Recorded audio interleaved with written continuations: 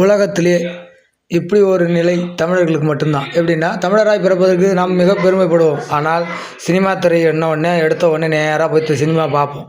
பொழுதுபோக்குன்னு நினைக்கிறீங்க, அது ஒரு கட்டமைக்கக்கூடிய மிக சிறந்தது. தமிழர்களுக்காக தான் இந்த தமிழ்நாட்டில் நடக்கிற ஆட்சி அப்படின்னு உண்மைனா, புறக்கணிக்கப்படும் சினிமா துறையை ஒழுங்காக ஒரே நாளில் அறிவிச்சிருங்க என்னன்னு, தமிழ்நாடு சினிமா துறைன்னு. ஏன் அதை பற்றி கண்டுக்காத அரசியல்வாதிங்க நம்மளை சார்ந்தம் பண்ணுறீங்க? மொழியை வளர்ப்போம், சினிமா துறை இருக்குது, ஒரு திரைத்துறை இருக்குது, இவ்வளோ வளர்ச்சி அடைஞ்சிக்குது, ஒரு பேரை வைக்கிறதுக்கு உங்களுக்கு மனசு இல்லைன்னா அப்பேற்பட்ட அரசியல்வாதிகளை நிராகரிக்கலான்றதுக்கு காரணம் இதுதான். ரெண்டாவது, ஒரு வாரம் 10 நாள் ஏதாவது ஒரு சங்கம் இது வரைக்கும் அறிவிச்சிக்குதா? சினிமா துறையில் நாங்கள் இது மாதிரி பேர் மாற்றா இருக்கிறதுனால நாங்கள் சினிமாவை சம்மந்தப்பட்ட திரையரங்குகளை நாங்கள் புறக்கணிப்போம் அப்படின்னு இது வரைக்கும் ஒரு வார்த்தை வந்துக்குதா?